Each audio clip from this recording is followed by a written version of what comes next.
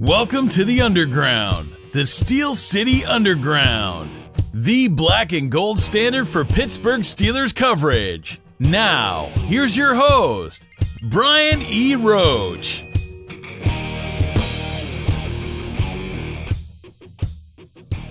Hey everybody, welcome to another edition of the Steel City Underground podcast, video style. My name is Brian Roach. I am the host who doesn't like toast.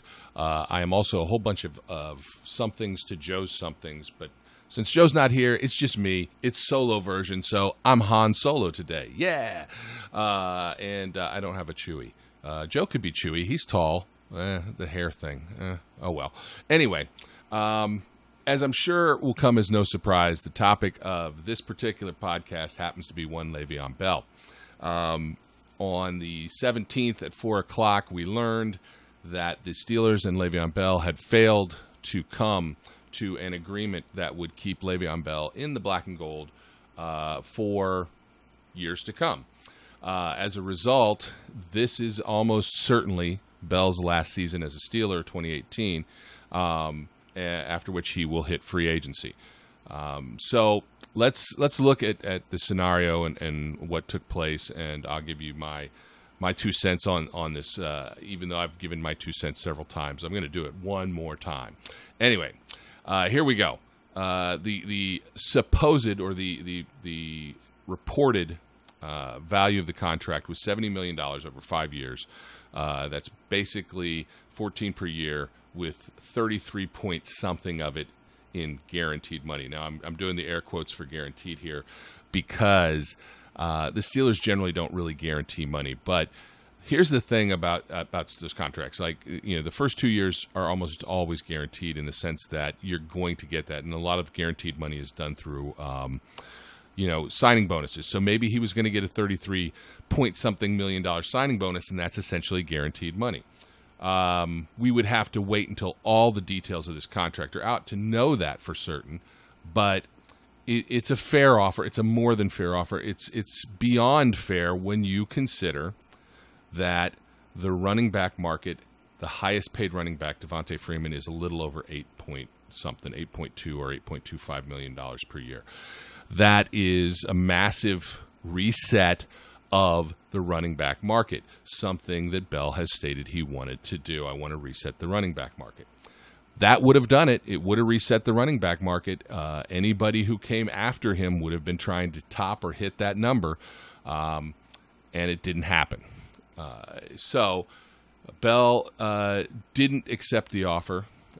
All reports seem to indicate that despite some tweets that went out that said, oh, we tried really hard and we were really close, that in fact it was less close this year than it was last year when they offered him $60 million for 5 years, which was essentially 12 per, with $42 million over the first 3 years of the contract. If that's the case, if in fact they were less close than this year, which will, by the way, not surprise me in the least, and here's why it doesn't surprise me. I have said all along this deal wasn't going to get done. I've said it since last year that what would happen after no deal was reached last year is Bell would play 2017 on the franchise tag, he would play 2018 on the franchise tag, and be gone. And the reason is that despite what Bell has become very good at, which is trying to paint himself as a guy who wants to stay in Pittsburgh, who winning is the most important thing, who wants to be loyal, and it's the big bad Steelers who are taking advantage of me and they're not giving me what I'm worth. It's disingenuous. That I have complete and total respect for Le'Veon Bell wanting to get the most money that he can. What I would prefer is that he simply said, this isn't about winning championships. This isn't about staying in Pittsburgh. This is about getting paid. And if I'm not going to get paid here, I'll get paid somewhere else. Because what matters to me is getting my money. Fine. I have more respect for an athlete who says that than one who says, no, I really want to win, and that's the most important thing. We just have to work out the details. We have to make it happen. And then turn down an offer like this. You can't have it both ways. I honestly believe that Bell was never going to sign a contract. ever, including last year, as despite that they felt they were close. Remember, there were reports last year that his agent had accepted the deal, and Le'Veon then later on said, no, I don't want it. This year, it's a little different, but my honest belief is the contract was never going to be signed, period. Bell wants to be a free agent. He wants to try that market, and that is Bell betting on himself. I have respect for Bell betting on himself, and we will talk about that in a little bit. And I don't hate Le'Veon Bell. Look, I hope he has a great season. In some ways, this puts the Steelers in a great position for 2018 because they have a player whose future earnings now depend on his ability to perform in 2018, to prove that what looked like a drop-off in production in 2017 from the standpoint of yards per carry and explosive plays was a fluke, and that, in fact, he is still the player he was in years prior. That's great for the Steelers. That gives you a guy who has incentive to produce. So we'll have to wait and see if that is, in fact, the case. There have been some suppositions that we need to address. Specifically, what's going to happen next? Well, what's going to happen next is Bell's not going to show up for training camp. Bell's not going to show up for the preseason games. Bell's going to probably show up just like he did last year, a week before, sign his deal, and be there from that point out, which means he'll be out of sync with the offensive line. He'll be a step slower than he would be if he was in true football shape, because he won't be. And it'll take him 3 or 4 games to get back in sync with everything. So he will underperform for the first 3 games of this, maybe even 4 games of this season. There's been speculation that Bell might hold out, that he might actually miss games. I don't buy that for a second. He's not walking away from $800,000+ per game, because that's what he'd have to do. Remember, the contract isn't $14.5 million no matter how many games he plays. It's $14.5 million if he plays 16 games. And every game he missed, the contract becomes prorated over that amount. So he would lose $800,000+ every single game that he held out. He's not going to do that, especially since it's become pretty obvious. It's about the Benjamins. It's about the green. It's about the dollars. He's not going to let those dollars flop away. And the idea that that's going to allow him to stay healthy is also ludicrous, because the longer he holds out, the longer he doesn't play, the more he is not in football shape. And when is he most likely to get injured? While he is out of shape. Once he's in full football shape, he's got a better chance of avoiding injury than at any other time. There's no guarantee that if he held out 6 games that he would be injury-free, because it's 6 games less. I would say he would probably have the chance to get injured at a higher percentage if he held out that time, because it's going to take him longer to catch up. It's just that simple. And the Steelers will have had an opportunity for 6 games to learn about life without him. And if they find out that life without him is pretty good, or is at least acceptable, then, what's he going to do? Now he's a guy who hasn't played football for a year, because then the Steelers really could consider rescinding his offer, because he won't have signed it yet, and go from there. So the idea of him holding out, I think, is ludicrous. Yes, he will not show up for preseason. Yes, he will not play in a preseason game. Probably wouldn't have played in many snaps in a preseason game anyway. And yes, he will not be in football shape and probably not play it at the highest level for the first 2, 3, 4 games of the season, just like last year. What's different from last year is Bell's a year older with 400+ carries on his body that he didn't have last year. What we saw last year, and to emphasize this, I want to read a quote that Tommy Jaggy tweeted out. Tommy said, as a blocker and a receiver, Bell is the best running back in the league. I agree with that completely.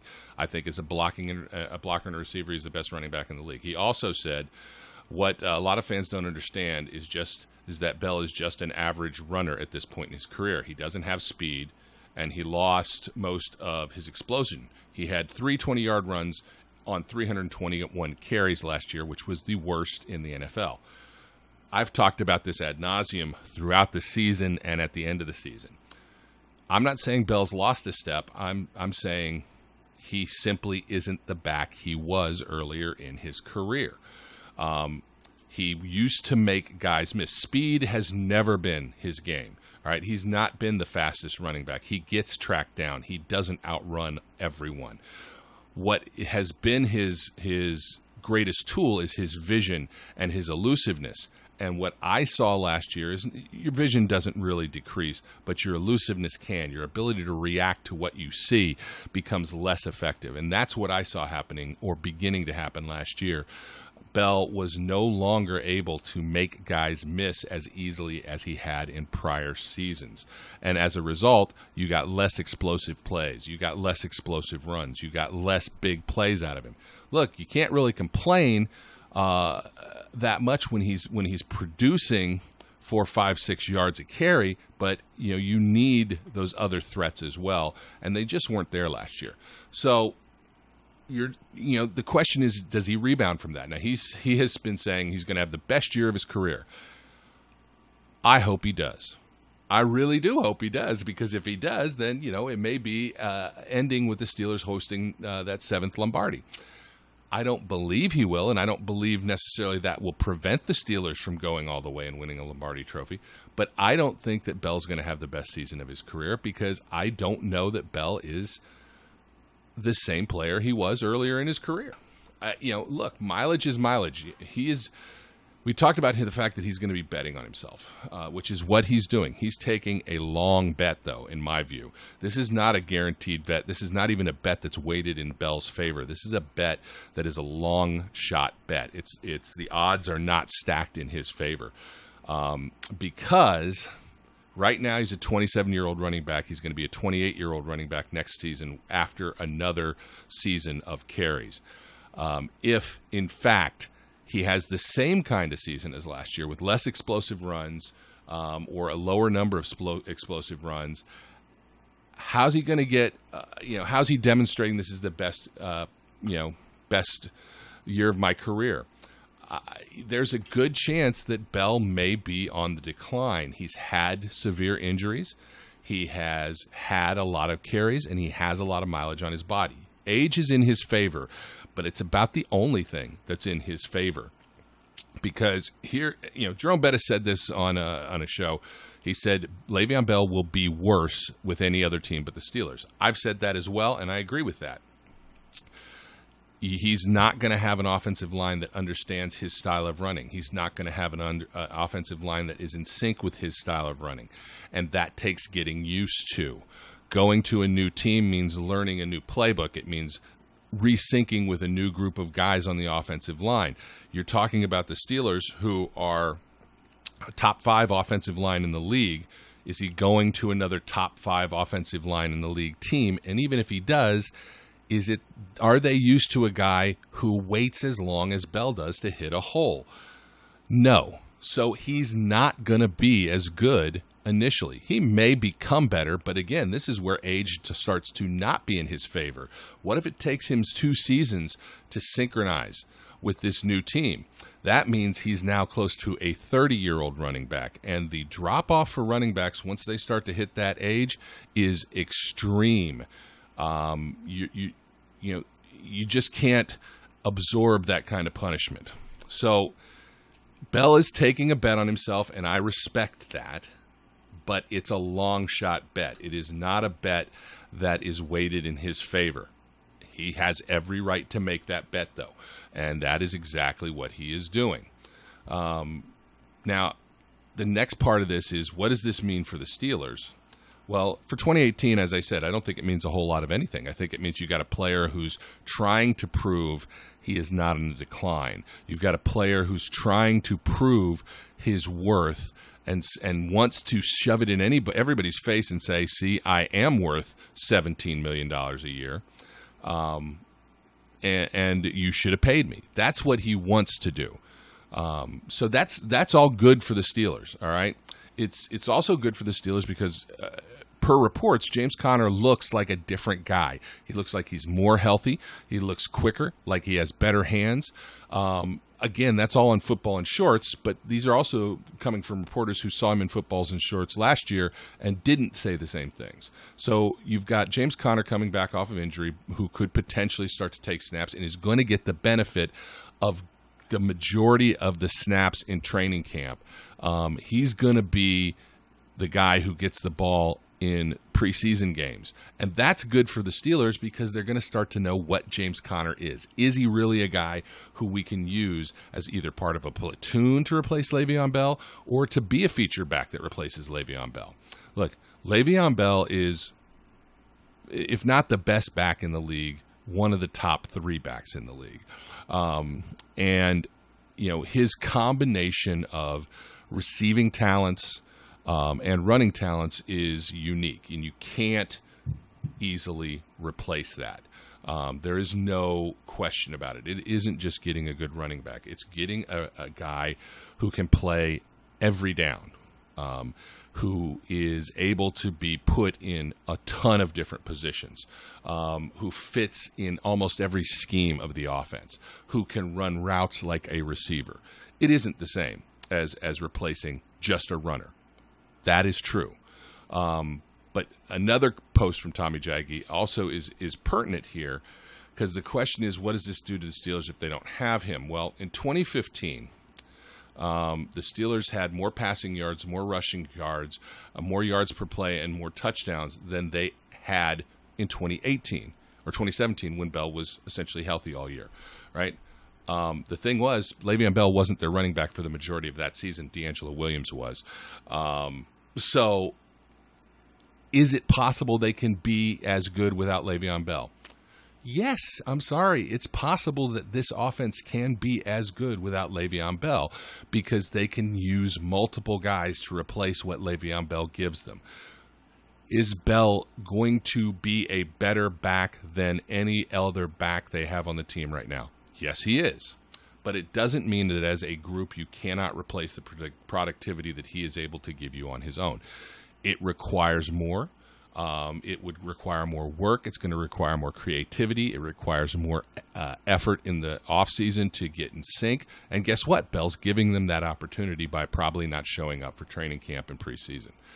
So long term, is it good for the Steelers? I don't know the answer to that. Look, I would have preferred Bell sign a deal. I would have preferred he stayed with the Steelers for his entire career. I tend to feel that way about any player that is good, sometimes even players who are only mediocre. But it would have been a better situation, I think. That wasn't, like I said, last year I became convinced that simply was not going to happen. And this has proved it out. I am 100% confident that what Bell was going to do was hit free agency, and it would have taken a obscene offer, and the offer he got is close to being an obscene offer when you consider what the running back market is in the NFL in this day and age.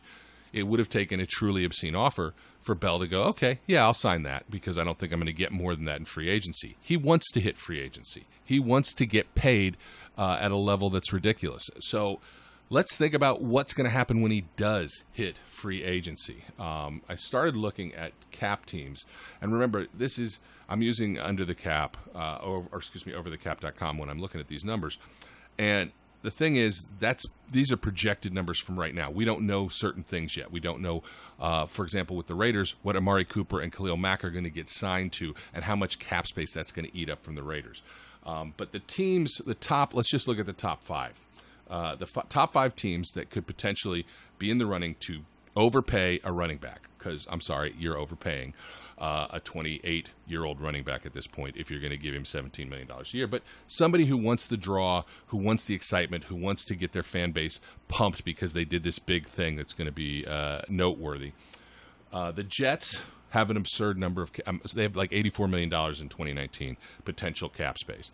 The Bills with $76 million. The Rams, and I don't know that this will stay true of the Rams, but it is right now $72 million. The Seahawks, $62 million. The Bengals with $64 million. So you've got those teams. After that, you've got the Colts, the Texans, the Cowboys, the Raiders at 9, and the Cardinals. That's basically the top 10 teams that could become players in the Le'Veon Bell free agency market. Sure, the Jets are probably the leader, and the Jets could probably pay him anything he wants. But, again, do you want to go there? You're not talking about a top 5 offensive line. You're not talking about a top 10 offensive line. You're not talking about a team with a proven quarterback. You're not talking about a team with receivers. You're talking about a team at that point that is probably in full rebuild mode. Yes, they drafted a quarterback this year, but do you think that quarterback is going to be able to take that team and turn it around immediately? That there's more pieces that go with it than that. The Bills, I think that's actually a reasonable landing spot because LaShawn McCoy, who knows with what's crazy, all the crazy accusations and everything that's been going on, who knows? The Bills may decide to cut ties with LaShawn McCoy. He's going to be on the downside of his career. He's already on the downside of his career. If you jump up and replace LaShawn McCoy with Le'Veon Bell, they may have the money to do that. They may choose to do that. The Rams have Todd Gurley. Are you going to switch out Bell for Gurley? You're getting an older back versus a younger back. I don't think so. Probably not. Seahawks are a possibility. The Bengals are a possibility. If you're looking at an in-division rival to pay for it. A lot of people have been speculating that the Browns are a player. The Browns only have projected $33 million in cap space in 2019, and that is going to go away quick when you start having to deal with the amount of rookies that they have had and deals upcoming and what they have to do. I don't think the Browns are a reasonable player, but I think the Bengals and the Colts could be.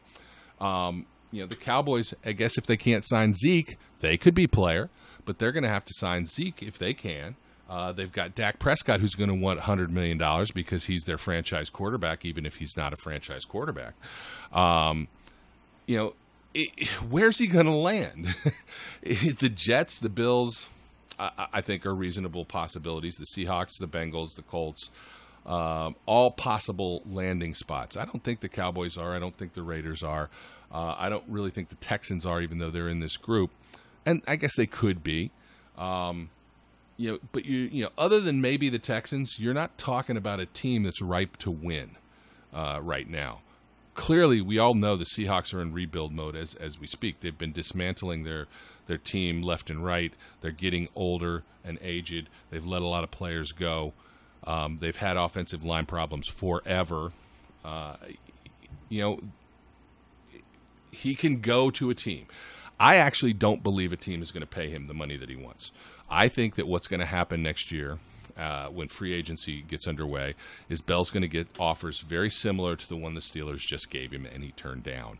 And I will be not shocked because you can never overestimate or underestimate the stupidity of humans, but I will be surprised, at least a little, if somebody offers him anything more than what the Steelers just offered him, considering he's a year older with more mileage.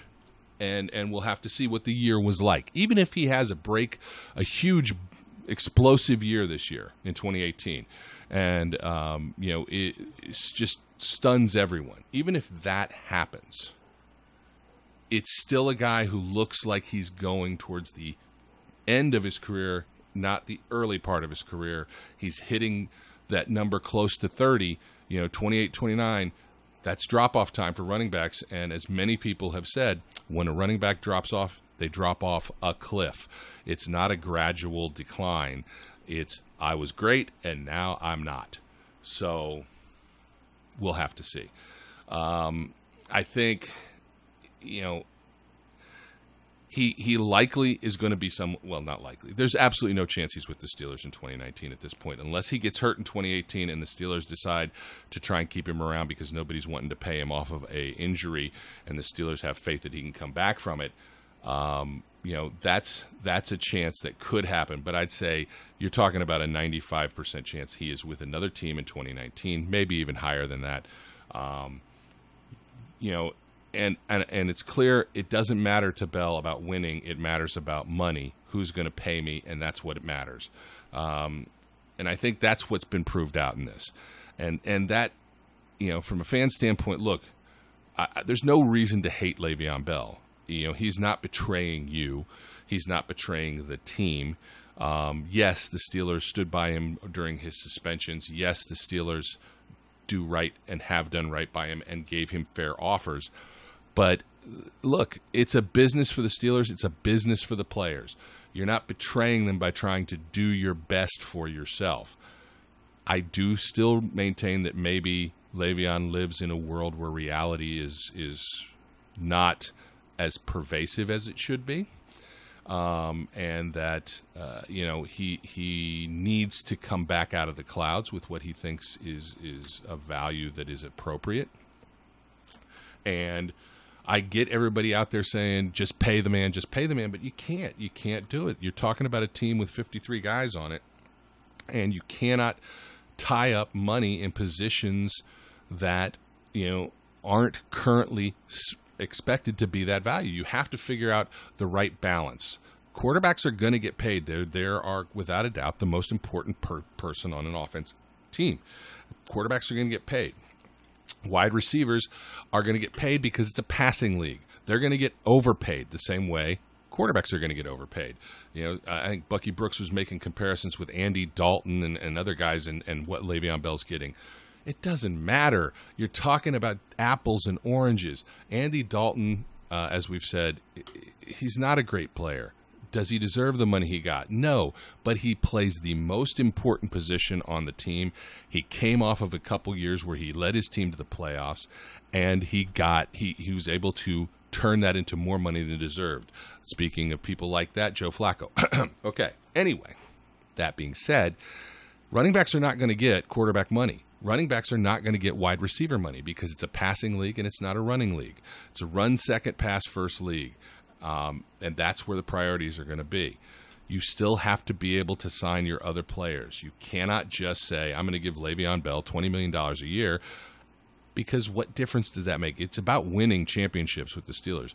Quite honestly, I think that the offer they gave him, they're lucky he turned it down, because I think it could have handicapped them in the future as his skills declined over the next couple years. But we'll wait and see how this all turns out. The bottom line is Bell will be someplace else. Who knows where? My current bet is it's the Jets, but I wouldn't rule out the Colts as another option there. And that's it. This is our year with Bell. I don't believe in booing the guy. You want him to win. You cheer for him. He's a Steeler. And when he's not, then we can boo against him when he plays against the Steelers. But for now, he's a part of the team, and we hope that he does the best he can this year. I hope he has a great season, and it leads us to the promised land of a Lombardi Trophy. So that's my take on this. I don't really think, quite honestly, it's changed that much, other than the fact that I really have come to believe that Bell was never going to sign a deal under any circumstances. He was always going to test the free agent market. The other stuff we got going, just to let everybody remind everyone, the helmet worthy contest. We got some great videos. It was awesome to see Adelaide, Gavin, and a couple of the other kids, Spencer, getting their helmets from our June edition. So the July edition is still going strong. You can hashtag us, do at Steel City Underground or at Cannons Don't Thumb, which is me. Hashtag helmet worthy. Tell us why you're helmet worthy. Remember, being helmet worthy is, you need to do more than say, I want a helmet, that's why I'm helmet worthy. That doesn't work. Sorry, guys, it's not a participation trophy. You don't get one just because you say you want one. You got to give us a little more, up your game, and give us something else. I still got somewhere in the neighborhood of 25 mini helmets that we could give away during this promotion. We're going to give at least 5 away in July and 5 more in August. So get your submissions in. You can write them into fan mail at Steel City Underground. You can go to our Facebook page and inbox us there, or you can tweet us on Twitter. But get those in. Don't forget, Joe Kuzma and Tina Rivers wrote a great book for a preview for the training camp. It's available on Amazon and any place else you can get digital books, and it's well worth the money. Lot of information, chock full of Tina's analysis, which is great, and Joe's commentary, which is also great. So there you have it. I think that'll do it for us this time around on the podcast. Training camp is just around the corner, so things are going to start to ramp up. If you're watching on YouTube, do us a favor, hit the subscribe, follow us on Twitter, like us on Facebook, and whatnot. All right, until next time, everybody, it's chaos out there. Be kind, and we'll talk to you later. We would like to thank you for listening and remind our listeners to follow us on social media and our website, www.steelcityunderground.com.